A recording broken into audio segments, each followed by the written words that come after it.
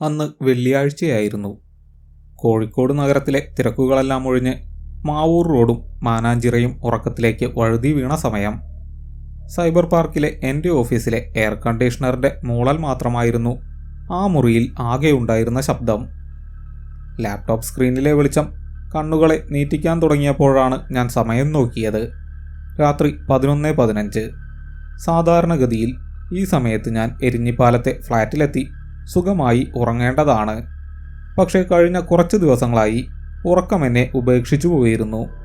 വർക്കിൻ്റെ ടെൻഷനാണോ അതോ മനസ്സിലെന്തോ അകാരണമായ ഭയമാണോ എന്നറിയില്ല. കിടക്കയിൽ തിരിഞ്ഞും മറിഞ്ഞും കിടന്നാൽ ശ്വാസം മുട്ടുന്നത് പോലൊരു അവസ്ഥ. അതുകൊണ്ടാണ് ഇന്ന് നേരത്തെ ഇറങ്ങാതിരുന്നത്. ഞാൻ ലാപ്ടോപ്പ് ഷട്ട് ഡൗൺ ചെയ്തു. ബാഗ് എടുത്ത് തോളിലിട്ട് ലിഫ്റ്റിലേക്ക് നടക്കുമ്പോൾ സെക്യൂരിറ്റി രാമേട്ടൻ പാതി മയക്കത്തിലായിരുന്നു. പോകുന്നോ സാറേ? അദ്ദേഹം തലയുയർത്തി ചോദിച്ചു. അതെ രാമേട്ടാ, ഇന്ന് കുറച്ച് വൈകി. സൂക്ഷിച്ചു പോണേ സാറേ, ഇന്ന് അമാവാസിയാണ്, വെളിച്ചം കുറവാ. അതൊരു സാധാരണ വർത്തമാനമായിരുന്നു. പക്ഷെ പാർക്കിംഗ് ലോട്ടിലെ ഇരുട്ടിലേക്ക് നടക്കുമ്പോൾ ആ വാക്കുകൾ എന്തിനോ ഒന്ന് എന്നെ അലോസരപ്പെടുത്തി. കാറിൻ്റെ ഡോർ തുറന്ന് അകത്ത് കയറിയപ്പോൾ വല്ലാത്തൊരു ചൂട്. ഞാൻ ഗ്ലാസുകൾ താഴ്ത്തിയിട്ടു. കോഴിക്കോട് നഗരത്തിന് ഇപ്പോൾ തിരക്കില്ല, പക്ഷേ വല്ലാത്തൊരു നിഗൂഢതയുണ്ട്. ഡ്രൈവ് ചെയ്യുമ്പോൾ റേഡിയോയിൽ പഴയ ഏതോ മെലഡി പാട്ട് കേൾക്കാമായിരുന്നു. എങ്ങോട്ടാണ് പോകേണ്ടതെന്ന് എനിക്ക് കൃത്യമായ ധാരണയില്ലായിരുന്നു. ഫ്ലാറ്റിലേക്ക് പോകാൻ മനസ്സ് വന്നില്ല. ആ 4 ചുവരുകൾക്കുള്ളിലെ ഏകാന്തത എന്നെ ഭയപ്പെടുത്തിയിരുന്നു. വണ്ടി വെറുതെ മുന്നോട്ട് വിട്ടു. ഗാന്ധി റോഡ് ഫ്ലൈ ഓവർ ഇറങ്ങി ഒടുവിൽ സ്റ്റിയറിംഗ് തിരിഞ്ഞത് കോഴിക്കോട് കടപ്പുറത്തേക്കാണ്. കോഴിക്കോട്ടെ കടൽ എനിക്ക് എന്നും ഇഷ്ടമായിരുന്നു.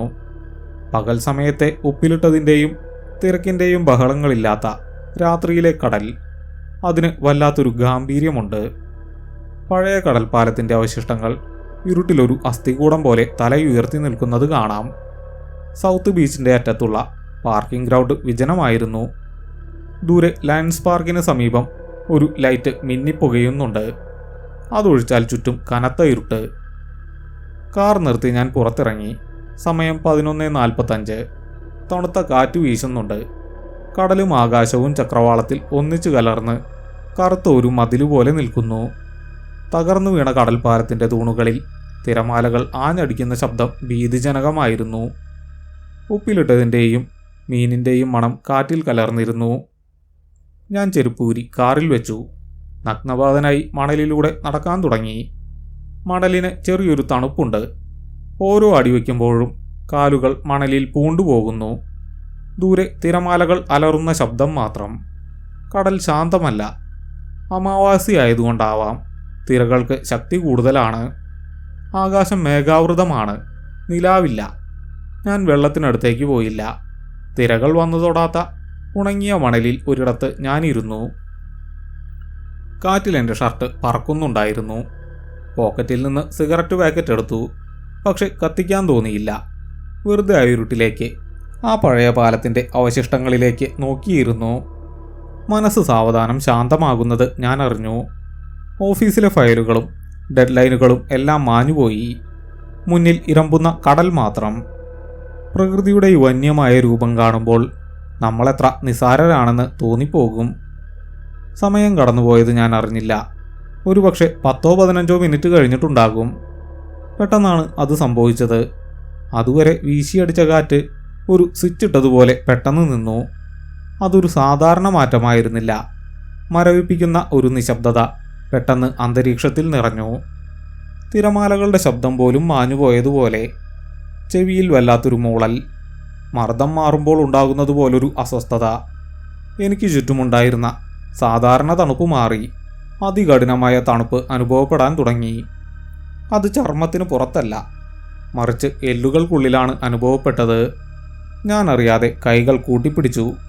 എന്തോ ഒന്ന് ശരിയല്ല. എൻ്റെ ഉള്ളിലെ 6ാം ഇന്ദ്രിയം അപായ സൂചന നൽകാൻ തുടങ്ങി. എഴുന്നേറ്റ് പോകാൻ മനസ്സ് പറഞ്ഞു. പക്ഷെ ശരീരം അനുസരിക്കുന്നില്ല. കണ്ണുകൾ കടലിലേക്ക് തന്നെ തറഞ്ഞു നിന്നു. ഇരുട്ടിൽ കടലിൻ്റെ ആഴങ്ങളിൽ നിന്ന് കരയിലേക്ക് എന്തോ ഒന്ന് വരുന്നത് എൻ്റെ ശ്രദ്ധയിൽപ്പെട്ടു. ആദ്യം കരുതിയത് ഏതെങ്കിലും വലിയ തടിയോ മറ്റോ ഒഴുകി വരുന്നതാകുമെന്നാണ്. പക്ഷേ അല്ല. അതൊരു രൂപമാണ്. ഒരു മനുഷ്യരൂപം. എൻ്റെ യുക്തി ആദ്യം ഉണർന്നു. ഏതെങ്കിലും മീൻപിടുത്തക്കാരാകും, ഞാൻ സ്വയം പറഞ്ഞു. രാത്രിയിൽ ചൂണ്ടയിടാൻ വരുന്നവരുണ്ട്. പക്ഷേ ആ രൂപം അടുക്കും തോറും എൻ്റെ യുക്തി പരാജയപ്പെടാൻ തുടങ്ങി. അതൊരു സ്ത്രീയായിരുന്നു. ദൂരെ നിന്ന് അവ്യക്തമാണെങ്കിലും ആ രൂപത്തിൻ്റെ ഘടന സ്ത്രീകളുടേതാണെന്ന് മനസ്സിലാക്കാൻ കഴിഞ്ഞു. മുഷിഞ്ഞ നിറം മങ്ങിയ എന്തോ ഒന്ന്, ഒരു വെള്ള വസ്ത്രം പോലെ അവർ ധരിച്ചിട്ടുണ്ട്. കാറ്റില്ലാതിരുന്നിട്ടും ആ വസ്ത്രവും അവരുടെ നീണ്ട മുടിയും വായുവിൽ പാറിപ്പറക്കുന്നുണ്ടായിരുന്നു. എൻ്റെ ശ്വാസം തൊണ്ടയിൽ കുരുങ്ങി. ഭയത്തേക്കാളുപരി എൻ്റെ തലച്ചോറിന് ഉൾക്കൊള്ളാൻ കഴിയാത്ത ഒരു കാഴ്ചയായിരുന്നു അത്. അവർ നടക്കുന്നത് മണലിലൂടെയല്ല, അവർ വരുന്നത് വെള്ളത്തിലൂടെയാണ്. പക്ഷേ നെഞ്ചളവ് വെള്ളമുണ്ടാകേണ്ട ദൂരത്താണ് അവർ നിൽക്കുന്നത്. എന്നിട്ടും അവരുടെ കണങ്കാൽ വരെ മാത്രമേ വെള്ളമുള്ളൂ. അവർ വെള്ളത്തിൽ നടക്കുകയല്ല, വെള്ളത്തിന് മുകളിലൂടെ നടക്കുകയാണ്. ഓരോ ചുവട് വയ്ക്കുമ്പോഴും വെള്ളത്തിൽ ഓളങ്ങൾ ഉണ്ടാകുന്നില്ല. ഒരു തൂവൽ പോലെ ഭാരമില്ലാതെ അവർ ഒഴുകി വരികയാണ്. എൻ്റെ ഹൃദയമിടിപ്പ് ചെവിയിൽ പെരുമ്പറ കൊട്ടുന്നത് പോലെ മുഴങ്ങി. എഴുന്നേറ്റോടണം, വണ്ടിയിൽ കയറി രക്ഷപ്പെടണം. പക്ഷേ എൻ്റെ കാലുകൾ മണലിൽ ഉറച്ചുപോയതുപോലെ അനക്കാൻ കഴിയുന്നില്ല. ആ രൂപം ഇപ്പോൾ കരയോടടുത്തു. ആ രൂപത്തിന് ചുറ്റും ഇരുട്ട് കുറച്ചുകൂടി കട്ട പിടിച്ചതുപോലെ തോന്നി. വായുവിൽ അഴുകിയ മത്സ്യത്തിൻ്റെ രൂക്ഷമായ ഗന്ധം പടരാൻ തുടങ്ങി. സാധാരണ കടപ്പുറത്തുണ്ടാകുന്ന ഉണക്കമീനിൻ്റെ മണമല്ല അത്.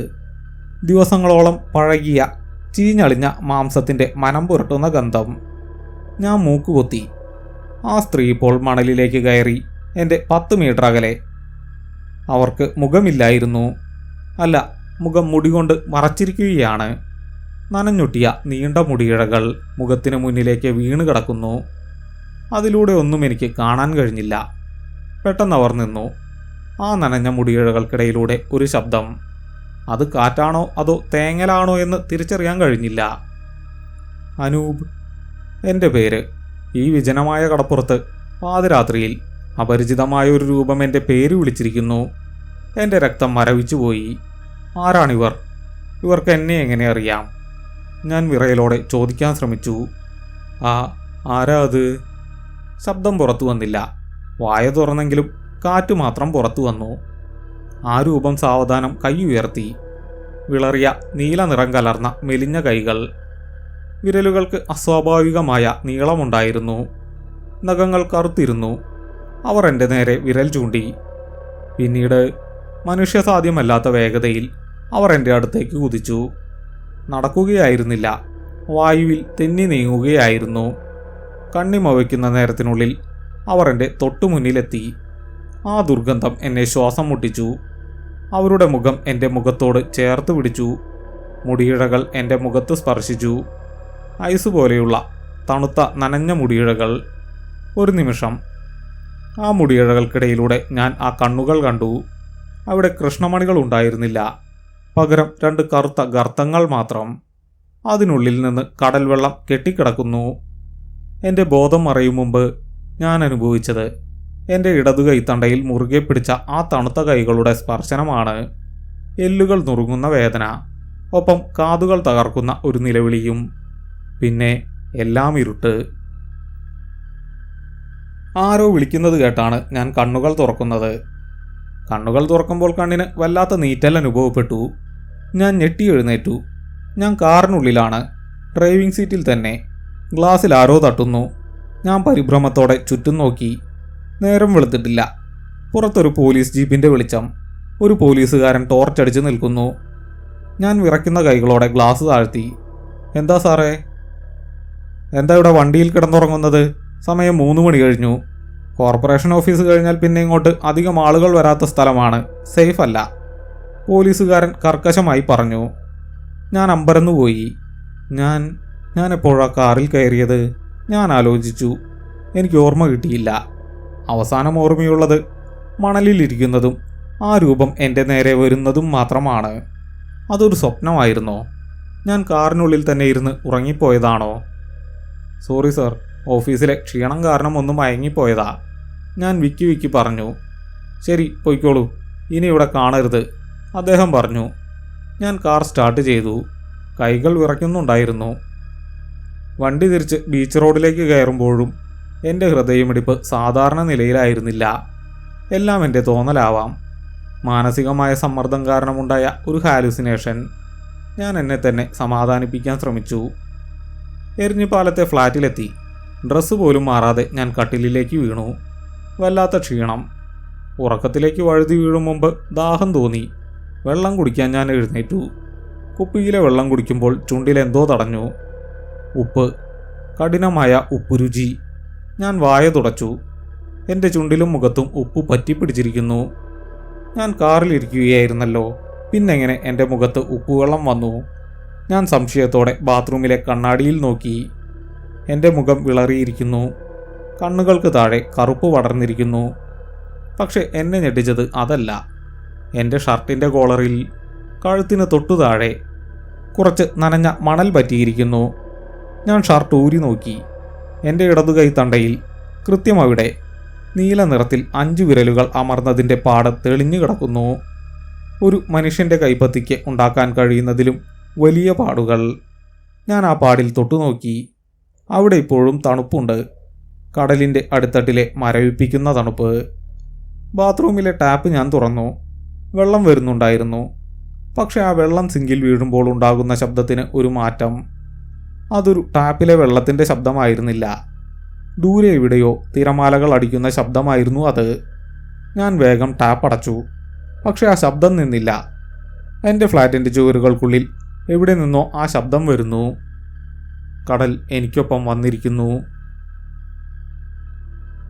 പിറ്റേന്ന് ശനിയാഴ്ചയായിരുന്നു. അവധിയായിട്ടും രാവിലെ 7 മണിക്ക് തന്നെ ഞാൻ എഴുന്നേറ്റു. സത്യത്തിൽ എഴുന്നേറ്റതല്ല, ഭയം എന്നെ ഉണർത്തിയതാണ്. രാത്രി മുഴുവൻ വിചിത്രമായ സ്വപ്നങ്ങളായിരുന്നു. നിറയെ വെള്ളം, ശ്വാസം കിട്ടാതെ പിടയുന്ന ഞാൻ, താഴേക്ക് വലിച്ചു കൊണ്ടുപോകുന്ന ഏതോ ഒരു അദൃശ്യശക്തി. കൈത്തണ്ടയിലെ പാട് രാവിലെ നോക്കുമ്പോൾ കുറച്ചൊന്ന് മങ്ങിയിരുന്നു. പക്ഷെ പൂർണ്ണമായും മാറിയിട്ടില്ല. ഒരുതരം അലർജി പോലെ തോന്നിച്ചു. ഞാനൊരു ഫുൾ സ്ലീവ് ടീഷർട്ട് ഇട്ട് അത് മറച്ചു. ഉച്ചവരെ ഞാൻ റൂമിൽ തന്നെ ഇരുന്നു. പുറത്തു പോകാൻ എന്തോ ഭയം. TV വെച്ചെങ്കിലും ശ്രദ്ധിക്കാൻ കഴിഞ്ഞില്ല. ഉച്ചഭക്ഷണം ഓർഡർ ചെയ്തു. ഡെലിവറി ബോയ് ബെല്ലടിച്ചപ്പോൾ ഞാൻ വാതിൽ തുറന്നു. ഫുഡ്. അവൻ പൊതി നീട്ടി. ഞാനത് വാങ്ങി. അവൻ എന്നെ തന്നെ ഉറ്റുനോക്കുന്നു. എന്താ? ഞാൻ ചോദിച്ചു. ചേട്ടാ, റൂമിൽ നിന്ന് എന്തോ ഒരു മണം. അവൻ മൂക്ക് ചുളിച്ചു. എന്തു മണം? അറിയില്ല, എന്തോ മീൻ ചീഞ്ഞതുപോലെ. ഫ്രിഡ്ജ് വല്ലതും കംപ്ലൈൻ്റ് ആണോ എന്ന് നോക്കിക്കോ. അതും പറഞ്ഞ് അവൻ ലിഫ്റ്റിലേക്ക് നടന്നു. ഞാൻ വാതിലടച്ചു. ഞാൻ ആഞ്ഞു ശ്വസിച്ചു നോക്കി. എനിക്ക് ആ മണം കിട്ടുന്നില്ല. ഒരുപക്ഷെ എൻ്റെ മൂക്ക് ആ ഗന്ധവുമായി പൊരുത്തപ്പെട്ടതാകാം. പക്ഷേ പുറത്തുനിന്ന് വരുന്നവർക്ക് അതറിയാൻ കഴിയുന്നുണ്ട്. ഞാൻ റൂം ഫ്രഷ്നർ എടുത്ത് വീടിൻ്റെ മുക്കിലും മൂലയിലും അടിച്ചു. വൈകുന്നേരം ഒരു സുഹൃത്തിനെ വിളിക്കാൻ ഫോൺ എടുത്തു. രാജീവ് എന്നാണ് അവൻ്റെ പേര്. എടാ, നീ ഫ്രീ ആണോ? നമുക്കൊന്ന് പുറത്തു പോയാലോ? എനിക്ക് ആരുടെയെങ്കിലും സാമീപ്യം ആവശ്യമായിരുന്നു. ഇന്നെനിക്ക് കുറച്ച് തിരക്കാടാ. വൈഫിൻ്റെ വീട്ടിൽ പോണം. എന്താടാ നിന്റെ ശബ്ദത്തിനൊരു മാറ്റം? അവൻ ചോദിച്ചു. ഓ, ഒന്നുമില്ലടാ, വെറുതെ. ഫോൺ കട്ട് ചെയ്ത് ഞാൻ സോഫയിലിരുന്നു. സമയം 6:30. സന്ധ്യ മയങ്ങുന്നു. ജനലിന് പുറത്ത് നഗരത്തിലെ വെളിച്ചങ്ങൾ തെളിഞ്ഞു തുടങ്ങി. പെട്ടെന്ന് എൻ്റെ ശ്രദ്ധ തറയിലേക്ക് പോയി. ഹാളിലെ ടൈലുകൾക്ക് മുകളിൽ കർട്ടൻ്റെ അടുത്ത് നിന്നും സോഫയുടെ അടുത്തേക്ക് ചെറിയ നനഞ്ഞ പാടുകൾ. ആരോ നനഞ്ഞ കാലുകൊണ്ട് നടന്നതുപോലെയുള്ള പാടുകൾ. അത് ബാത്റൂമിൽ നിന്ന് വരുന്നതല്ല, മെയിൻ ഡോറിൽ നിന്ന് വരുന്നതുമല്ല. അത് ജനലിൻ്റെ അടുത്തു നിന്നാണ് തുടങ്ങുന്നത്. ഞാൻ 10ാം നിലയിലാണ് താമസിക്കുന്നത്. 10ാം നിലയിലെ ജനലിലൂടെ ആര് വരാനാണ്? ഞാൻ എഴുന്നേറ്റ് ആ പാടുകൾക്കടുത്തേക്ക് പോയി. അവയ്ക്കൊരു മനുഷ്യൻ്റെ കാൽപാദത്തിൻ്റെ ആകൃതിയായിരുന്നു. പക്ഷേ സാധാരണ കാൽപാദങ്ങളെക്കാൾ ചെറുതാണ്. വിരലുകൾ തമ്മിൽ അകന്നിരിക്കുന്നു. ഞാൻ വിറയ്ക്കുന്ന കൈകളോടെ ആ നനവിൽ തൊട്ടുനോക്കി. വെള്ളമല്ല, കൊഴുത്ത വഴുവഴുപ്പുള്ള ഏതോ ദ്രാവകം. കടൽപ്പോളകളുടെ പച്ചപ്പും അതിൽ കലർന്നിരുന്നു. എൻ്റെ തൊണ്ട വരണ്ടു. ഞാൻ ജനലിലേക്ക് നോക്കി. അതടച്ചിട്ടിരിക്കുകയാണ്.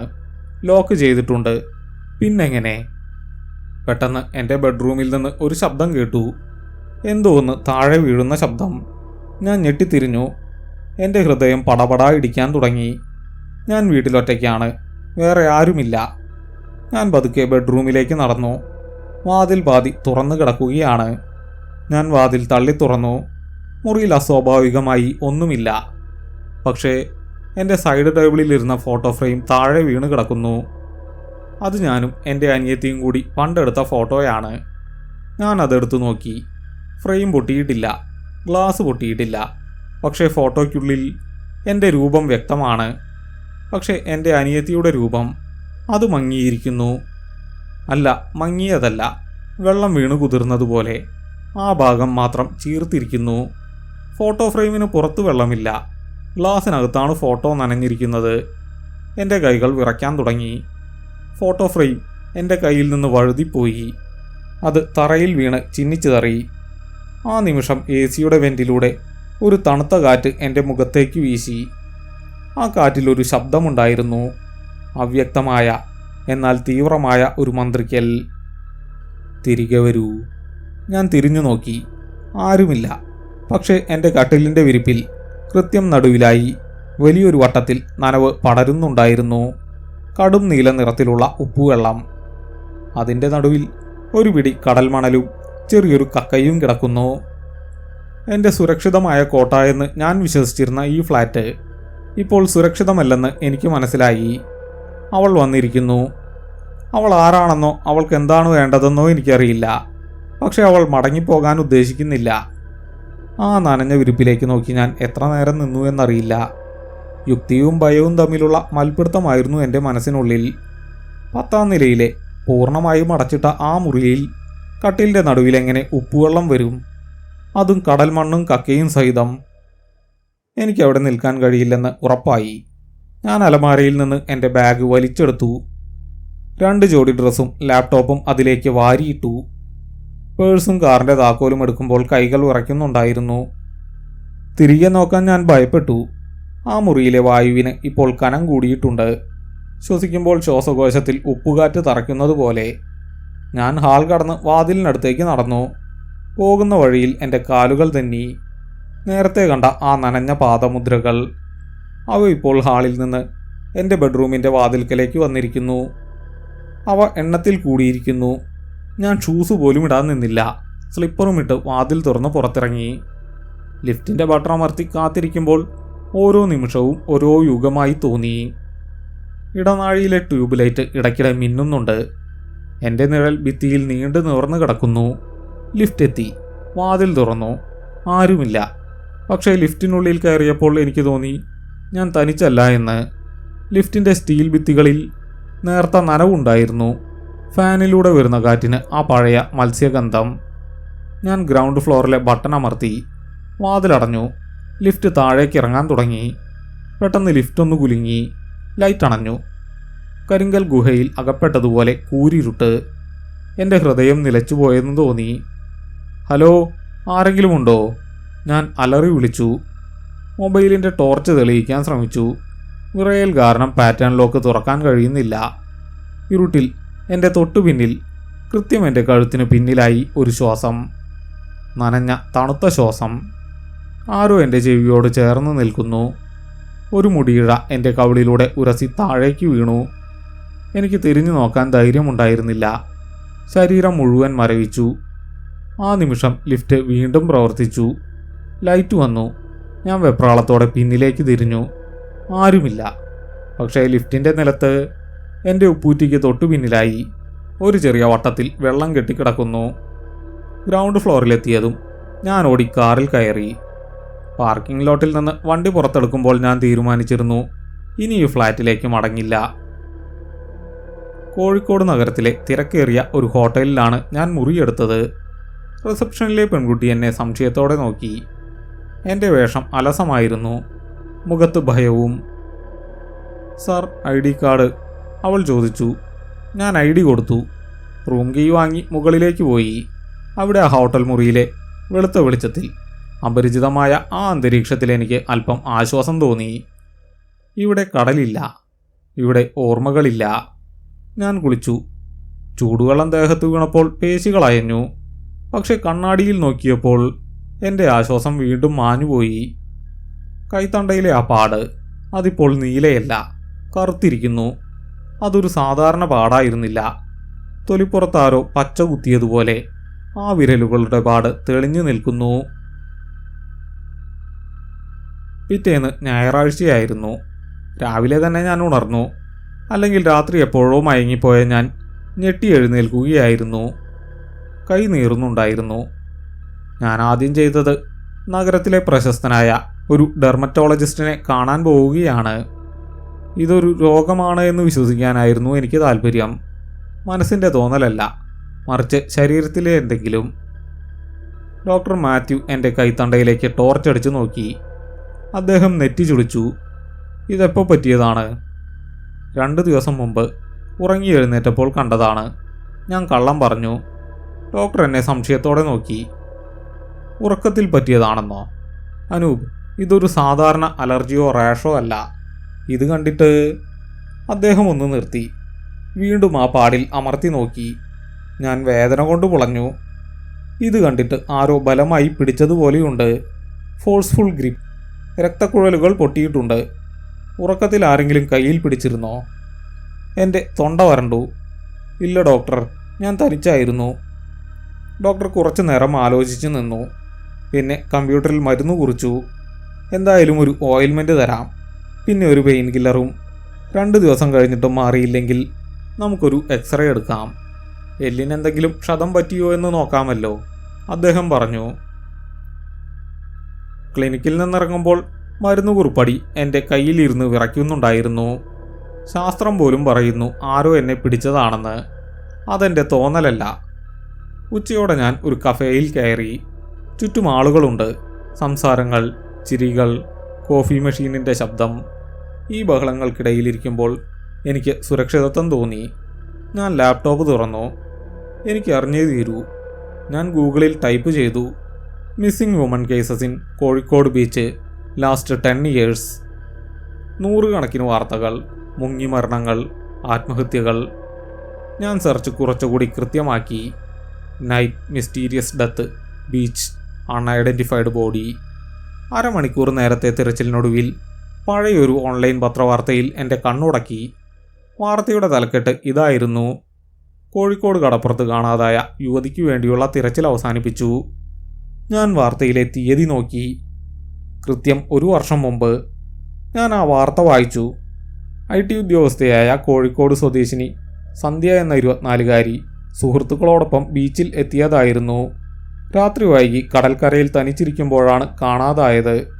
ശക്തമായ തിരയിൽ പെട്ടുപോയതാകാമെന്ന് പോലീസ് സംശയിക്കുന്നു. മൃതദേഹം ഇതുവരെ ലഭിച്ചിട്ടില്ല.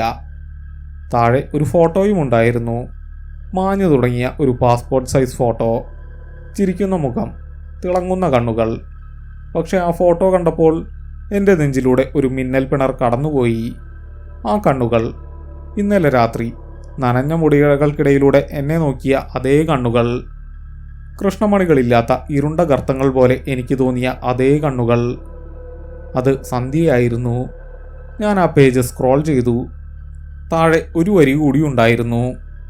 സന്ധ്യയെ കാണാതായ ദിവസം ഒരു അമാവാസി രാത്രിയായിരുന്നു. എൻ്റെ രക്തം മരവിച്ചു. വെള്ളിയാഴ്ച ഞാൻ ബീച്ചിൽ പോയ ദിവസവും അമാവാസിയായിരുന്നു. അവൾ മരിച്ച ദിവസത്തിൻ്റെ വാർഷികം. ഞാൻ അറിയാതെ അവളുടെ ശവകുടീരത്തിലേക്ക് നടന്നു കയറുകയായിരുന്നു. കഫേയിൽ നിന്ന് പുറത്തിറങ്ങുമ്പോൾ വെയിൽ മങ്ങിയിരുന്നു. കാർ എടുക്കാൻ പാർക്കിങ്ങിലേക്ക് നടക്കുമ്പോൾ പോക്കറ്റിൽ ഫോൺ വൈബ്രേറ്റ് ചെയ്തു. അത് ഫ്ലാറ്റിലെ സെക്യൂരിറ്റി രാമേട്ടനാണ്.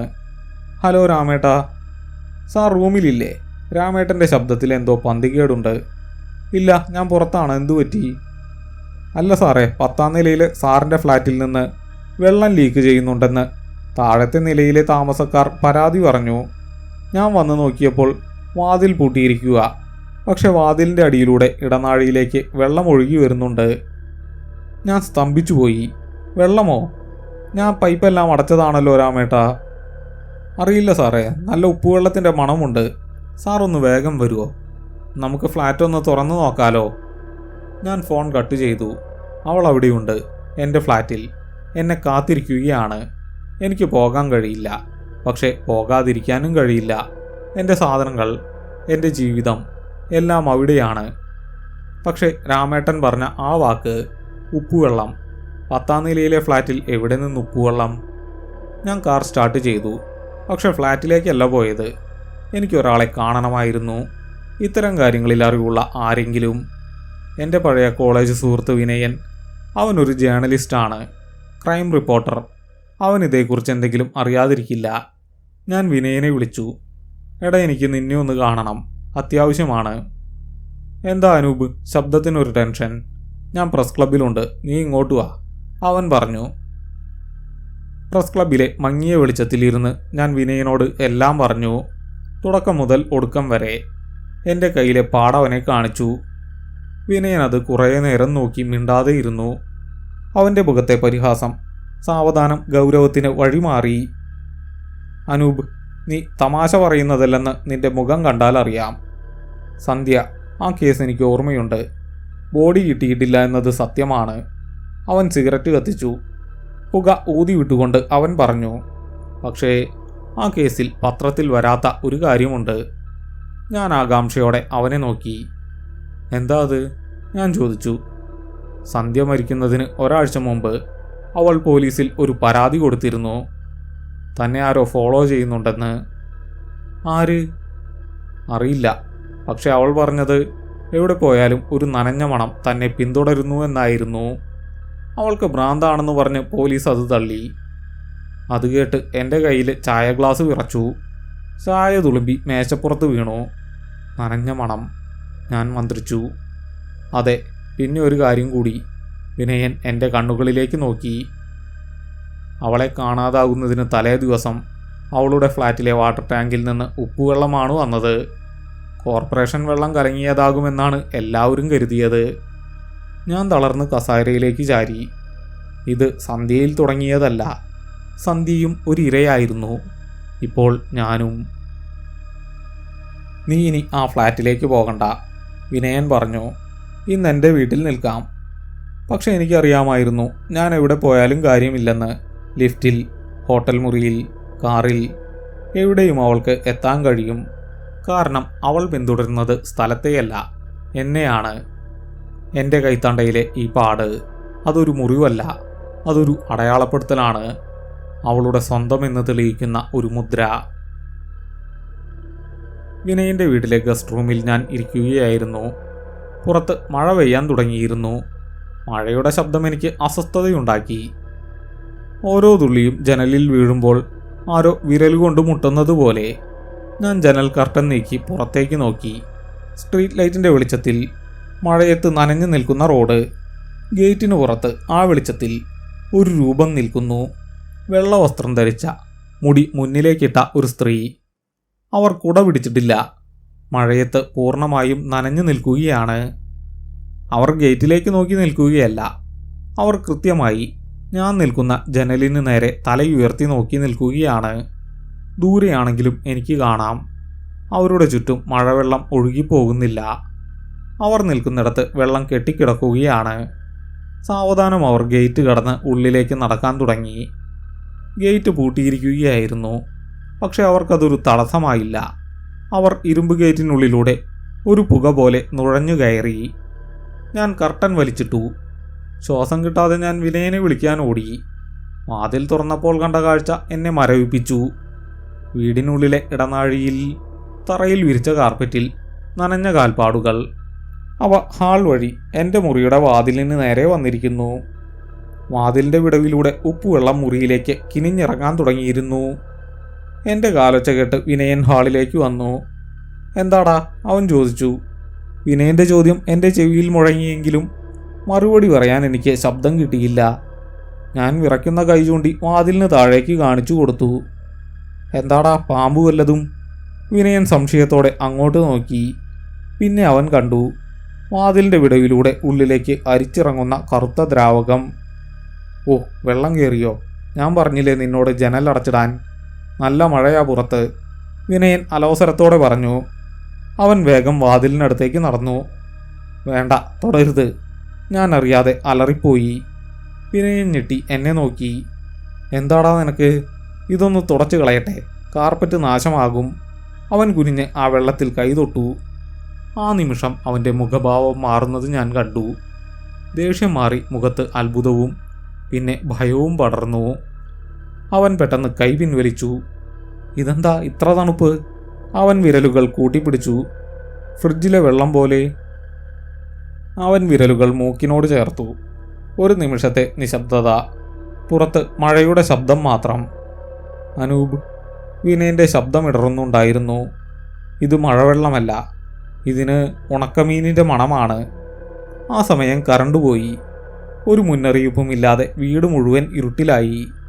സാധാരണ കറണ്ട് പോകുമ്പോൾ ഇൻവെർട്ടർ ഓണാകേണ്ടതാണ്. പക്ഷെ ഇത്തവണ അതുണ്ടായില്ല. കൂരിരുട്ടിൽ ആ വെള്ളം ഒഴുകുന്ന ശബ്ദം മാത്രം കേൾക്കാം.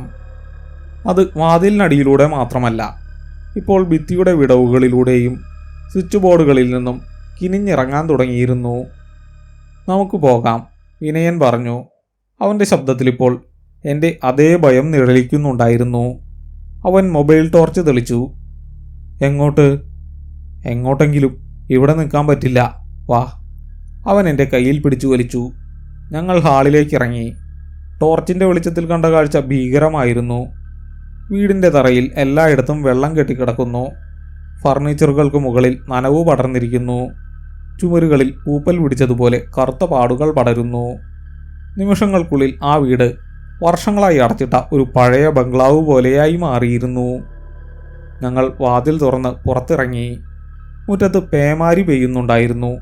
പക്ഷെ ആ മഴയ്ക്ക് വീടിനുള്ളിലെ വെള്ളത്തിൻ്റെ ഉപ്പുഗന്ധമുണ്ടായിരുന്നില്ല. കാറിൽ കയറി വാതിലടച്ചപ്പോൾ മാത്രമാണ് ശ്വാസം നേരെ വീണത്. വിനയൻ കാർ സ്റ്റാർട്ട് ചെയ്തു. വൈപ്പർ വേഗത്തിൽ ചലിക്കാൻ തുടങ്ങി. എങ്ങോട്ടാ? ഞാൻ ചോദിച്ചു. ആശുപത്രിയിലേക്ക്, വിനയൻ പറഞ്ഞു. നിന്റെ കയ്യിലെ ആ പാട്, അത് കൂടുന്നുണ്ട്. നിനക്കെന്തോ ഇൻഫെക്ഷൻ ആയിട്ടുണ്ട്. അതാദ്യം നോക്കണം, ബാക്കിയൊക്കെ പിന്നെ. അതൊരു നല്ല തീരുമാനമായി എനിക്ക് തോന്നി. വെളിച്ചമുള്ള ആളുകളുള്ള ഒരിടം, അതാണ് എനിക്ക് വേണ്ടത്. കാർ നഗരപാതയിലൂടെ മുന്നോട്ട് നീങ്ങി. റോഡിൽ വെള്ളം കെട്ടിക്കിടക്കുന്നുണ്ട്. പക്ഷെ എൻ്റെ മനസ്സ് ശാന്തമായില്ല. AC ഓണല്ലെങ്കിലും കാറിനുള്ളിലെ ഗ്ലാസുകളിൽ നീരാവി പിടിക്കാൻ തുടങ്ങി. ഞാൻ കൈകൊണ്ട് അത് തുടച്ചു മാറ്റി. പക്ഷെ നിമിഷങ്ങൾക്കകം അത് വീണ്ടും നിറഞ്ഞു. എടാ, ഗ്ലാസ് താഴ്ത്തിയിട്, അകത്തു വല്ലാത്ത ഹ്യൂമിഡിറ്റി, വിനയൻ പറഞ്ഞു. ഞാൻ ഗ്ലാസ് താഴ്ത്താൻ സ്വിച്ച് അമർത്തി. അനക്കമില്ല. വിനയ, ഗ്ലാസ് താഴുന്നില്ല. എന്ത്? അവൻ ഡ്രൈവർ സൈഡിലെ സ്വിച്ച് നോക്കി. അതും വർക്ക് ചെയ്യുന്നില്ല. സെൻട്രൽ ലോക്ക് ജാം ആയതുപോലെ. ഇലക്ട്രിക് കംപ്ലൈൻ്റ് ആകും, മഴയല്ലേ. അവൻ സമാധാനിപ്പിക്കാൻ ശ്രമിച്ചു. പക്ഷെ എനിക്കറിയാമായിരുന്നു ഞങ്ങളിപ്പോൾ അടച്ചിട്ട ഒരു പെട്ടിയിലാണെന്ന്. കാറിനുള്ളിലെ വായുവിന് കനം കൂടാൻ തുടങ്ങി. ശ്വസിക്കാൻ പ്രയാസം. പെട്ടെന്ന് റേഡിയോ തനിയെ ഓണായി. ഉച്ചത്തിലുള്ള ശബ്ദം. പാട്ടല്ല, സ്റ്റാറ്റിക് നോയ്സ്. ആ ശബ്ദത്തിനിടയിലൂടെ അവ്യക്തമായ ചില വാക്കുകൾ. ഒരു സ്ത്രീയുടെ മുറുമുറുപ്പ്. വെള്ളത്തിനടിയിൽ വെച്ച് സംസാരിക്കുന്നത് പോലെ കുമിളകൾ പൊട്ടുന്ന ശബ്ദത്തിൽ. എന്നെ എന്തിനാ ഉപേക്ഷിച്ചത്? വിനയൻ ഞെട്ടി ബ്രേക്ക് ചവിട്ടി. കാർ റോഡിലൊന്ന് തെന്നി. നീ കേട്ടോ അത്? അവൻ എന്നെ നോക്കി. അവൻ്റെ മുഖം വിയർത്തൊലിച്ചിരുന്നു. ഓഫ് ചെയ്യേ, റേഡിയോ ഓഫ് ചെയ്യേ. ഞാൻ അലറിക്കരഞ്ഞു. വിനയൻ റേഡിയോയുടെ പവർ ബട്ടൺ അമർത്തി. അനക്കമില്ല. വോളിയം കുറയ്ക്കാൻ നോക്കി. നടക്കുന്നില്ല. ശബ്ദം കൂടിക്കൂടി വന്നു. കാറിനുള്ളിലെ സ്പീക്കറുകൾ പൊട്ടിത്തെറിക്കുമെന്ന് തോന്നി. ആ മുറുമുറുപ്പ് ഒരു നിലവിളിയായി മാറിക്കൊണ്ടിരുന്നു. പെട്ടെന്ന് എൻ്റെ കൈത്തണ്ടയിൽ എന്തോ തടഞ്ഞു. ഞാൻ ചുമയ്ക്കാൻ തുടങ്ങി. ശ്വാസം കിട്ടാതെ ഞാൻ പിടഞ്ഞു. എടാ, എന്തുപറ്റി? വിനയൻ വണ്ടി ഒതുക്കാൻ ശ്രമിച്ചു. എൻ്റെ വായിൽ നിന്ന് വെള്ളം പുറത്തേക്ക് വന്നു.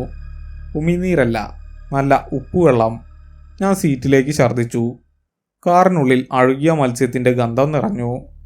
എൻ്റെ വയറ്റിൽ നിന്ന്, ശ്വാസകോശത്തിൽ നിന്ന് ലിറ്റർ കണക്കിന് കടൽ വെള്ളം പുറത്തേക്ക് ഒഴുകി വരുന്നത് പോലെ. ഞാൻ മുങ്ങി മരിക്കുകയാണ്. കരയിൽ വെച്ച് ഒരു കാറിനുള്ളിലിരുന്ന് ഞാൻ മുങ്ങി മരിക്കുകയാണ്. വിനയൻ വണ്ടി റോഡരികിലേക്ക് ചേർത്ത് നിർത്തി. അവൻ എൻ്റെ പുറത്ത് തട്ടി. തുപ്പ്, തുപ്പിക്കളയത്. കുറച്ചു നേരത്തെ പരാക്രമത്തിന് ശേഷം എൻ്റെ ചുമ നിന്നു. ഞാൻ സീറ്റിലേക്ക് തളർന്നു വീണു. വായും മൂക്കും നീറുന്നു. എൻ്റെ ഷർട്ടും കാർ സീറ്റും നനഞ്ഞു കുതിർന്നിരിക്കുന്നു. അവിടെ ആ ഛർദിലിനിടയിൽ ചെറിയ പായലുകളും ജീവനില്ലാത്ത 2 ചെറിയ പരൽമീനുകളും കിടക്കുന്നു. വിനയൻ അത് കണ്ട് മരവിച്ചുപോയി. അവൻ എന്നെയും സീറ്റിലേക്കും മാറി മാറി നോക്കി. റേഡിയോയിലെ ശബ്ദം പെട്ടെന്ന് നിന്നു. വീണ്ടും നിശബ്ദത. മഴയുടെ ശബ്ദം മാത്രം. ഏതോ വിധത്തിൽ ഞങ്ങൾ ആശുപത്രിയിലെത്തി. എമർജൻസി വാർഡിലെ വെളുത്ത വെളിച്ചം കണ്ടപ്പോൾ എനിക്ക് ആശ്വാസം തോന്നി. നഴ്സുമാർ എന്നെ വീൽ ചെയറിലിരുത്തി അകത്തേക്ക് കൊണ്ടുപോയി. വിനയൻ ഡോക്ടറോട് സംസാരിക്കാൻ പോയി. എൻ്റെ ശരീരം വിറയ്ക്കുന്നുണ്ടായിരുന്നു. തണുപ്പ് മാറിയിട്ടില്ല. കൈ കാണിക്കൂ, ഡ്യൂട്ടി ഡോക്ടർ പറഞ്ഞു. ഞാൻ ഷർട്ടിൻ്റെ കൈ മടക്കി കാണിച്ചു. ഡോക്ടർ ഒരു നിമിഷം സ്തംഭിച്ചുപോയി. എൻ്റെ കൈത്തണ്ടയിലെ ആ പാട് അതിപ്പോൾ കൈമുട്ട് വരെ പടർന്നിരിക്കുന്നു. തൊലിപ്പുറത്തെ പാടല്ല, തൊലിക്കടിയിലെ ഞരമ്പുകൾ കറുത്ത് വീർത്തിരിക്കുന്നു. ആ കറുത്ത ഞരമ്പുകൾ ഒരു പ്രത്യേക പാറ്റേണിലായിരുന്നു, കടൽപ്പോളകൾ പറ്റിപ്പിടിച്ചിരിക്കുന്നത് പോലെ. ഇതെപ്പോൾ തുടങ്ങിയതാണ്? ഡോക്ടർ ഗൗരവത്തോട് ചോദിച്ചു. 2 ദിവസം മുമ്പ്. അദ്ദേഹം തെർമോമീറ്റർ വെച്ച് നോക്കി. 104 ഡിഗ്രി പനി. ശരീരം ഐസ് പോലെ ഇരിക്കുന്നു. ഉള്ളിൽ പനിയാണ്. ഇത് വിചിത്രമാണല്ലോ. അദ്ദേഹം സ്റ്റെതസ്കോപ്പ് എടുത്ത് എൻ്റെ നെഞ്ചിൽ വെച്ചു. അദ്ദേഹത്തിൻ്റെ മുഖം ചുളിഞ്ഞു. വീണ്ടും വീണ്ടും വെച്ച് നോക്കി. ബ്രീത്ത് ചെയ്യൂ, ദീർഘമായി ശ്വാസമെടുക്കൂ. ഞാൻ ശ്രമിച്ചു. ശ്വാസകോശത്തിൽ ഭാരം തോന്നി. ഡോക്ടർ സ്റ്റെതസ്കോപ്പ് മാറ്റി എന്നെ നോക്കി. മിസ്റ്റർ അനൂപ്, നിങ്ങൾക്ക് മുങ്ങി മരിക്കാൻ പോയ വല്ല ഹിസ്റ്ററിയുമുണ്ടോ? അതായത് വെള്ളത്തിൽ മുങ്ങിപ്പോവുകയോ മറ്റോ? ഇല്ല ഡോക്ടർ. എന്താ? നിങ്ങളുടെ ലങ്സിൽ വെള്ളം നിറഞ്ഞിരിക്കുന്നത് പോലൊരു ശബ്ദം.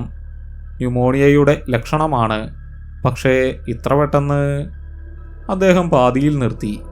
അവർ എന്നെ അഡ്മിറ്റ് ചെയ്യാൻ തീരുമാനിച്ചു. വിനയൻ പേപ്പർ വർക്കുകൾ ശരിയാക്കാൻ പോയി. എന്നെ ഒരു പ്രൈവറ്റ് റൂമിലേക്ക് മാറ്റി. ആശുപത്രി കിടക്കയിൽ കിടക്കുമ്പോൾ ട്രിപ്പിട്ട കൈത്തണ്ടയിലേക്ക് ഞാൻ നോക്കി. മരുന്നുകൾക്ക് എന്നെ രക്ഷിക്കാൻ കഴിയുമോ? ഇതൊരു രോഗമല്ലെന്ന് എനിക്കറിയാം. ഇതൊരു ക്ഷണമാണ്. കടലിൻ്റെ അടുത്തട്ടിലേക്ക് എന്നെ കൊണ്ടുപോകാനുള്ള ക്ഷണം. വിനയൻ റൂമിലേക്ക് വന്നു. അവൻ വല്ലാതെ ക്ഷീണിച്ചിരുന്നു. അനൂപ്, ഞാൻ വീട്ടിലേക്ക് വിളിച്ചു പറഞ്ഞു. നിന്റെ അച്ഛനും അമ്മയും രാവിലെ എത്തും. വേണ്ടായിരുന്നു വിനയ, വെറുതെ അവരെ പേടിപ്പിക്കണ്ട. ഇനി പറയാതിരിക്കാൻ പറ്റില്ല. ഡോക്ടർ പറഞ്ഞത് നിന്റെ കണ്ടീഷൻ അത്ര നല്ലതല്ല എന്നാണ്. ഓക്സിജൻ ലെവൽ കുറയുന്നുണ്ട്. അവൻ കസാരയിലിരുന്നു. പിന്നെ ഞാൻ കാർ കഴുകാൻ കൊടുത്തു. വിനയം ശബ്ദം താഴ്ത്തി പറഞ്ഞു. ക്ലീൻ ചെയ്ത പയ്യൻ ചോദിച്ചു, കാറിനകത്ത് കടൽ വെള്ളം കയറിയോ എന്ന്. സീറ്റും മാറ്റുമെല്ലാം ഉപ്പുവെള്ളത്തിൽ കുതിർന്ന അവസ്ഥയിലാണെന്ന്. ഞാൻ കണ്ണുകൾ അടച്ചു. വിനയ, അവൾ ഇവിടെയുണ്ട്. ആര്? സന്ധ്യ. അവൾ ഈ ആശുപത്രിയിലുണ്ട്. വിനയൻ ചുറ്റും നോക്കി. നീ വെറുതെ പേടിപ്പിക്കാതെ. ഇവിടെ നിറയെ ആളുകളില്ലേ? ആളുകളുള്ളത് അവൾക്ക് പ്രശ്നമല്ല. അവൾക്ക് വേണ്ടത് എന്നെയാണ്. പെട്ടെന്ന് കോറിഡോറിൽ നിന്ന് ഒരു ബഹളം കേട്ടു. ആരോ ഓടുന്നു. നഴ്സുമാരുടെ വിളികൾ. എന്താ ഇവിടെ? വിനയൻ വാതിൽ തുറന്ന് പുറത്തേക്ക് നോക്കി. ഒരു നഴ്സ് പരിഭ്രാന്തയായി ഓടി വരുന്നു. സാറാ പേഷ്യൻ്റ്, റൂം നമ്പർ 304 പേഷ്യൻ്റ്. 304? അതെൻ്റെ തൊട്ടടുത്ത റൂമാണ്. എന്തുപറ്റി? വിനയൻ ചോദിച്ചു. അയാൾ ബാത്റൂമിൽ. നഴ്സിന് സംസാരിക്കാൻ കഴിയുന്നില്ല. ബാത്റൂം നിറയെ വെള്ളമാണ്. അയാൾ അതിൽ മുങ്ങി മരിച്ചു. വിനയൻ എന്നെ നോക്കി. അവൻ്റെ മുഖം വിളറി വെളുത്തു. ആശുപത്രിയിലെ ബാത്റൂമിൽ ഒരു ബക്കറ്റ് വെള്ളത്തിൽ ഒരാൾക്ക് മുങ്ങി മരിക്കാൻ കഴിയുമോ?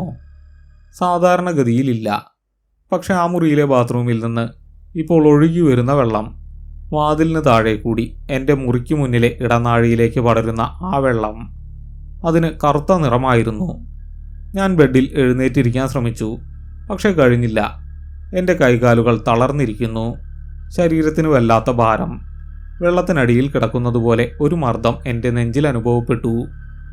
എൻ്റെ മുറിയിലെ ജനൽ ഗ്ലാസിൽ പുറത്ത് മഴയല്ല പെയ്യുന്നത്. ഗ്ലാസിന് പുറത്ത് ഇരുട്ടിൽ ഒരു കൈപ്പത്തി പതിഞ്ഞു.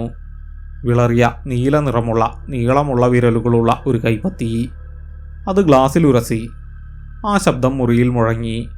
ഡോക്ടർ പറഞ്ഞത് തെറ്റാണ്. എനിക്ക് ന്യൂമോണിയയല്ല. ഞാൻ കരയിൽ വെച്ച് മുങ്ങി മരിക്കാൻ പോവുകയാണ്. കാരണം ഞാനിപ്പോൾ കിടക്കുന്നത് ആശുപത്രി കിടക്കയിലല്ല. എൻ്റെ മനസ്സെന്നോട് പറയുന്നു, ഞാൻ കിടക്കുന്നത് കടലിൻ്റെ ആഴങ്ങളിലെ മണൽത്തട്ടിലാണ്. മുകളിലേക്ക് നോക്കിയാൽ എനിക്ക് കാണാം വെള്ളത്തിൻ്റെ ഉപരിതലം, വളരെ വളരെ അകലെ. സമയം പുലർച്ചെ 2 മണി. ആശുപത്രി ഇടനാഴികൾ ശാന്തമാണ്. ഇടയ്ക്ക് കേൾക്കുന്ന നഴ്സുമാരുടെ കാലടികൾ മാത്രം. എന്നാൽ എൻ്റെ മുറിക്കുള്ളിൽ ശബ്ദം വേറെയായിരുന്നു. എൻ്റെ നെഞ്ചെടുപ്പ് മോണിറ്ററിൽ തെളിയുന്ന ബീപ് ശബ്ദമല്ല എനിക്ക് കേൾക്കാൻ കഴിഞ്ഞത്. ഓരോ ഹൃദയമിടിപ്പിനൊപ്പവും തിരമാലകൾ പാറക്കൂട്ടങ്ങളിൽ വന്നലയ്ക്കുന്ന ഘനമുള്ള ശബ്ദം എൻ്റെ ചെവിയിൽ മുഴങ്ങി. എൻ്റെ ശ്വാസം മുട്ടൽ അതിൻ്റെ പാരമ്യതയിലെത്തിയിരുന്നു. ഓക്സിജൻ മാസ്ക് മുഖത്ത് അമർന്നിരിപ്പുണ്ട്. പക്ഷെ അതിലൂടെ വരുന്നത് വായുവല്ലെന്ന് എനിക്ക് തോന്നി. അതെന്നെ ശ്വാസം മുട്ടിക്കുന്നു. എനിക്ക് ശ്വസിക്കാൻ വായുവല്ല വേണ്ടത്, എനിക്ക് വേണ്ടത് വെള്ളമാണ്. ഈ ചിന്ത എൻ്റെ തലച്ചോറിൽ മിന്നിമറഞ്ഞതും ഞാൻ ഞെട്ടിപ്പോയി. ഇത് എൻ്റെ ചിന്തയല്ല, ഇത് അവളുടെ ചിന്തയാണ്. ഞാൻ കഷ്ടപ്പെട്ട് കൈ ഉയർത്തി മുഖത്തെ മാസ്ക് വലിച്ചു മാറ്റി. കൈത്തണ്ടയിൽ കുത്തിയിറക്കിയ ഡ്രിപ്പ് സൂചി ഞാൻ വലിച്ചൂരി. സാധാരണഗതിയിൽ രക്തം വരേണ്ടതാണ്. പക്ഷെ സൂചി ഊരിയ പാടിലൂടെ പുറത്തേക്ക് വന്നത് കറുത്ത നിറത്തിലുള്ള ഉപ്പു രുചിയുള്ള കൊഴുത്ത ദ്രാവകമായിരുന്നു. അത് ബെഡ്ഷീറ്റിലേക്ക് ഇറ്റിറ്റു വീണു. എൻ്റെ അരികിൽ കസാരയിലിരുന്നുറങ്ങുകയായിരുന്ന വിനയൻ ഇതൊന്നും അറിഞ്ഞില്ല. അവനെ വിളിച്ചുണർത്താൻ എനിക്ക് തോന്നിയില്ല. അവന് എന്നെ തടയാൻ കഴിയില്ല. എനിക്ക് പുറത്തേക്ക് പോകണം. കടൽ വിളിക്കുന്നു. ആ വിളി അവഗണിക്കാൻ എനിക്ക് കഴിയില്ല. ഞാൻ മെല്ലെ എഴുന്നേറ്റു. കാലുകൾ നിലത്ത് കുത്തിയപ്പോൾ തറയിൽ വെള്ളമില്ലെന്ന് എനിക്ക് അത്ഭുതം തോന്നി. എൻ്റെ മനസ്സിൽ ഞാൻ നിൽക്കുന്നത് നനഞ്ഞ മണലിലാണ്. വിനയൻ്റെ പോക്കറ്റിൽ നിന്ന് കാറിൻ്റെ താക്കോൽ ഞാൻ പതുക്കിയെടുത്തു. വാതിൽ തുറന്ന് ഞാൻ പുറത്തിറങ്ങി. ആരും എന്നെ ശ്രദ്ധിച്ചില്ല. അല്ലെങ്കിൽ ആരും എന്നെ കാണരുതെന്ന് ഏതോ ഒരു ശക്തി ആഗ്രഹിച്ചിരുന്നു. ലിഫ്റ്റിൽ കയറാൻ ഞാൻ നിന്നില്ല. പടികളിറങ്ങി. ഓരോ പടിയിറങ്ങുമ്പോഴും എൻ്റെ ശരീരത്തിന് ഭാരം കൂടുന്നതുപോലെ. ആഴങ്ങളിലേക്ക് ഇറങ്ങുമ്പോൾ ഉണ്ടാകുന്ന മർദ്ദം. പാർക്കിംഗ് ലോട്ടിലെത്തി കാറിൽ കയറി. വിനയൻ്റെ കാറല്ല, എൻ്റെ കാർ. അതെങ്ങനെ ഇവിടെ എത്തി? ഞാൻ വിനയൻ്റെ കാറിലല്ലേ വന്നത്. പക്ഷെ അപ്പോൾ എൻ്റെ കാർ അവിടെ പാർക്ക് ചെയ്തിട്ടുണ്ടായിരുന്നു. ഗ്ലാസുകൾ നിറയെ നീരാവി പിടിച്ച് ഉള്ളിൽ നിന്ന് വെളുത്ത പുക നിറഞ്ഞതുപോലെ. ഞാൻ അത്ഭുതപ്പെട്ടില്ല. അവൾ എനിക്ക് വേണ്ടി അത് അവിടെ എത്തിച്ചതാണ്. ഞാൻ ഡ്രൈവിംഗ് സീറ്റിലിരുന്നു. സീറ്റ് നനഞ്ഞു കുതിർന്നിരുന്നു. ഞാൻ കീ തിരിച്ചു. വണ്ടി ഒരു മുരൾച്ചയോടെ ഉണർന്നു. റോഡിൽ വാഹനങ്ങളില്ല. മഴ തോർന്നിരിക്കുന്നു. പക്ഷെ റോഡ് നനഞ്ഞു കിടക്കുന്നു. സ്ട്രീറ്റ് ലൈറ്റുകൾക്ക് മഞ്ഞയല്ല, നീല നിറമായിരുന്നു. വഴിയിലുടനീളം ഇരുവശത്തുമായി വലിയ മരങ്ങൾ തല കുനിച്ചു നിൽക്കുന്നു, കടലിനടിയിലെ പായലുകൾ പോലെ. ഞാൻ ഡ്രൈവ് ചെയ്യുകയായിരുന്നില്ല. കാർ തനിയെ ഒഴുകുകയായിരുന്നു. റിയർവ്യൂ മിററിലേക്ക് ഞാൻ നോക്കിയില്ല. നോക്കിയാൽ ആരെ കാണുമെന്ന് എനിക്കറിയാമായിരുന്നു. പിൻസീറ്റിൽ നിന്ന് നനഞ്ഞ വസ്ത്രത്തിൽ നിന്നുള്ള വെള്ളം ഇറ്റിറ്റു വീഴുന്ന ശബ്ദം. പിന്നെ ആ അഴുകിയ ഗന്ധം. അവളിപ്പോൾ എൻ്റെ തൊട്ടുപിന്നിലുണ്ട്. അവളുടെ തണുത്ത ശ്വാസം എൻ്റെ കഴുത്തിൽ തട്ടുന്നു. വൈകിപ്പോയി, അവൾ മന്ത്രിച്ചു. ഞാൻ വരുന്നുണ്ടല്ലോ, ഞാൻ മറുപടി പറഞ്ഞു. എൻ്റെ ശബ്ദം എനിക്ക് തന്നെ അപരിചിതമായി തോന്നി. വണ്ടി നഗരം വിട്ടു. ആ പഴയ ബീച്ച് റോഡിലേക്ക് തിരിഞ്ഞു. ദൂരെ കടലിൻ്റെ ഇരമ്പൽ കേൾക്കാം. സാധാരണ രാത്രിയിലെ കടലിരമ്പം പേടിപ്പെടുത്തുന്നതാണ്. പക്ഷേ ഇന്ന് അതൊരു താരാട്ടുപാട്ട് പോലെ എനിക്ക് തോന്നി. ഒരു മടങ്ങിവരവിൻ്റെ ആശ്വാസം. ഞാൻ മരിക്കാൻ പോവുകയാണ് എന്ന് എനിക്കറിയാം. മരണത്തേക്കാൾ ഭീകരമായ ഒന്നും എന്നെ കാത്തിരിക്കുന്നുണ്ടെന്ന് എനിക്ക് തോന്നിയില്ല. മറിച്ച് ഈ ശ്വാസം മുട്ടലിൽ നിന്നുള്ള മോചനം. കാർ ബീച്ചിലെ പാർക്കിംഗ് ഗ്രൗണ്ടിൽ നിന്നു. ഞാൻ ഡോർ തുറന്നു. ഉപ്പുകാറ്റൻ്റെ മുഖത്തടിച്ചു. മുന്നിൽ കൂരിരുട്ടിൽ വെളുത്ത പതയുമായി തിരമാലകൾ ആഞ്ഞടിക്കുന്നു. ഞാൻ നടക്കാൻ തുടങ്ങി. ചെരുപ്പിട്ടില്ല. മണലിലൂടെ നടക്കുമ്പോൾ എൻ്റെ കാൽപ്പാടുകൾ മാത്രമല്ല പതിഞ്ഞത്. എനിക്കൊപ്പം എൻ്റെ നിഴലായി മറ്റൊരു ജോഡി കാൽപ്പാടുകൾ കൂടി മണലിൽ തെളിയുന്നുണ്ടായിരുന്നു. വെള്ളം കണങ്കാലിൽ തൊട്ടപ്പോൾ വലിയൊരു ആശ്വാസം തോന്നി. തീ പോലെ പൊള്ളുന്ന എൻ്റെ ശരീരം ആ തണുപ്പിൽ അലിഞ്ഞു. ഞാൻ മുന്നോട്ട് നടന്നു. മുട്ടോളം വെള്ളം. തിരമാലകൾ എന്നെ തള്ളിയിടാൻ ശ്രമിച്ചില്ല. അവ എന്നെ സ്വീകരിക്കുകയായിരുന്നു. വകഞ്ഞു മാറി എനിക്ക് വഴിയൊരുക്കി. അനൂപ്, നിൽക്ക്! കരയിൽ നിന്നൊരു നിലവിളി. ഞാൻ തിരിഞ്ഞു നോക്കിയില്ല. അത് വിനയനാണ്. അവൻ എങ്ങനെയോ എത്തിയിരിക്കുന്നു. എടാ നിൽക്കാൻ! വെള്ളത്തിലേക്ക് ഇറങ്ങരുത്! അവൻ ഓടി വരുന്നത് വെള്ളത്തിൽ ചവിട്ടുന്ന ശബ്ദത്തിലൂടെ എനിക്ക് കേൾക്കാം. പക്ഷെ അവൻ വൈകിപ്പോയി. ഞാനിപ്പോൾ അരയോളം വെള്ളത്തിലാണ്. എൻ്റെ മുന്നിൽ വെള്ളത്തിൽ നിന്ന് അവൾ ഉയർന്നു വന്നു. ഞാൻ ആദ്യമായി അവളെ വ്യക്തമായി കണ്ടു. മുഖം വികൃതമല്ല. മുടിയിഴകൾക്കിടയിലൂടെ കാണുന്ന ആ മുഖത്തിന് വല്ലാത്തൊരു ശാന്തതയുണ്ട്.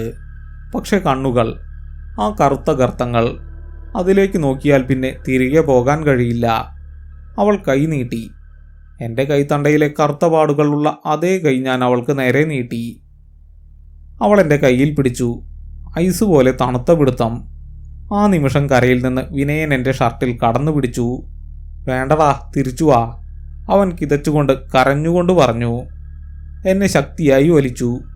2 ശക്തികൾ, ഒന്ന് ജീവിതം, ഒന്ന് മരണം. വിനയൻ സർവ്വശക്തിയുമെടുത്ത് എന്നെ വലിക്കുന്നു. പക്ഷേ വെള്ളത്തിൽ നിൽക്കുന്ന അവൾക്കൊരു മലയുടെ ഭാരമുണ്ടായിരുന്നു. അവളൊന്ന് പുഞ്ചിരിച്ചു. വിനയൻ്റെ പിടി അയഞ്ഞുപോയി. അല്ല, വലിയൊരു തിരമാല വന്ന് അവനെ അടിച്ചു വീഴ്ത്തി. അവൻ വെള്ളത്തിലേക്ക് വീണു. തിരമാലകൾക്കിടയിലൂടെ അവൻ കണ്ടു ഞാൻ സാവധാനം ഒരു കല്ല് വെള്ളത്തിൽ താഴുന്നതുപോലെ തിരകൾക്കിടയിലേക്ക് മറയുന്നത്.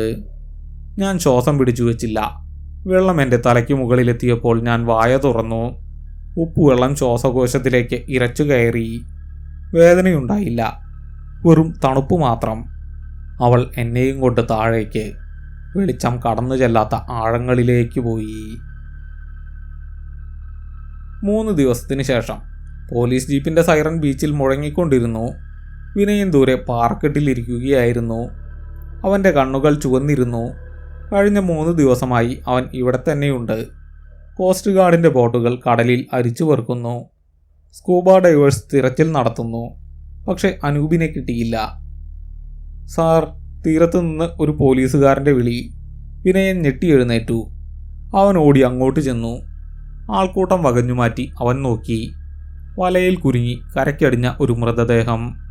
വെള്ളത്തിൽ കിടന്ന് വീർത്തിരിക്കുന്നു. തിരിച്ചറിയാൻ പ്രയാസം. വിനയൻ അടുത്തു ചെന്നു. അവൻ്റെ നെഞ്ച് വിങ്ങിപ്പൊട്ടി. അനൂപ്, അവൻ വിളിച്ചു. പക്ഷേ അവൻ പെട്ടെന്ന് നിന്നു. ആ മൃതദേഹം, അതിൻ്റെ കയ്യിൽ അഴുകിത്തുടങ്ങിയ ആ കൈത്തണ്ടയിൽ ഒരു കറുത്ത ചരട് കെട്ടിയിരുന്നു. അനൂപിൻ്റെ കയ്യിൽ ചരടില്ലായിരുന്നു. പിന്നെ ആ വസ്ത്രം, അതൊരു സ്ത്രീയുടെ വസ്ത്രമാണ്. നിറം മങ്ങിയ ചുരിദാർ. വിനയൻ പോലീസുകാരനെ നോക്കി. ഇത് അനൂപല്ല. ഫോറൻസിക് ഉദ്യോഗസ്ഥർ മൃതദേഹം പരിശോധിച്ചു. ഇത് ഏകദേശം 1 വർഷം പഴക്കമുള്ള ബോഡിയാണ്. കടലിലെ തണുപ്പിലും ഉപ്പിലും കിടന്നതുകൊണ്ട് പൂർണ്ണമായും നശിച്ചില്ല. സാപ്പോണിഫിക്കേഷൻ സംഭവിച്ചിട്ടുണ്ട്. വിനയൻ തരിച്ചുപോയി. 1 വർഷം പഴക്കമുള്ള മൃതദേഹം. അത് സന്ധ്യയായിരുന്നു. ഇത്രയും നാൾ കടൽ വിട്ടു നൽകാതിരുന്ന സന്ധ്യയുടെ മൃതദേഹം ഇന്ന് കരയ്ക്കടിഞ്ഞിരിക്കുന്നു. അനൂപ് വെള്ളത്തിലേക്ക് പോയ അതേ സ്ഥലത്ത് കടലൊരു കച്ചവടം നടത്തിയിരിക്കുന്നു. ഒരു ജീവനു പകരം ഒരു ശരീരം. സന്ധ്യയ്ക്ക് പകരക്കാരനായി അനൂപിനെ കടലെടുത്തു. പകരം അവളുടെ ഭൗതിക ശരീരം തിരികെ നൽകി. അന്ന് വൈകുന്നേരം വിനയൻ അനൂപിൻ്റെ ഫ്ലാറ്റിൽ പോയി. സാധനങ്ങൾ പാക്ക് ചെയ്ത് അനൂപിൻ്റെ വീട്ടിലേക്ക് അയക്കണം. അവൻ ഫ്ലാറ്റിൻ്റെ വാതിൽ തുറന്നു. മുറിയിൽ വല്ലാത്ത നിശബ്ദത. അവൻ ബെഡ്റൂമിലേക്ക് നടന്നു. അനൂപിൻ്റെ കട്ടിലിൽ വിരിപ്പുകൾ മാറ്റിയിട്ടുണ്ട്. എല്ലാം വൃത്തിയായിരിക്കുന്നു. പക്ഷെ അവൻ പുറത്തിറങ്ങാൻ പോകുമ്പോൾ നിലത്തെന്തോ തിളങ്ങുന്നത് കണ്ടു. അവൻ കുനിഞ്ഞു നോക്കി. ഒരു ചെറിയ കക്ക. അവനത് കയ്യിലെടുത്തു. അതിപ്പോഴും നനഞ്ഞിരുന്നു. അവനത് കാതോട് ചേർത്ത് പിടിച്ചു. അതിൽ നിന്ന് കടലിരമ്പം കേൾക്കാമായിരുന്നു.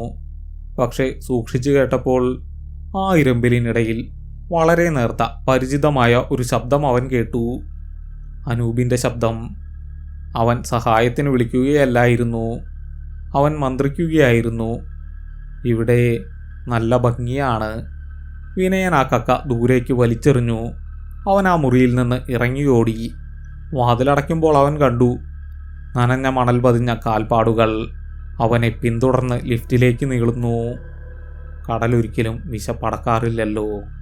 അത് തുടർന്നുകൊണ്ടേയിരിക്കും.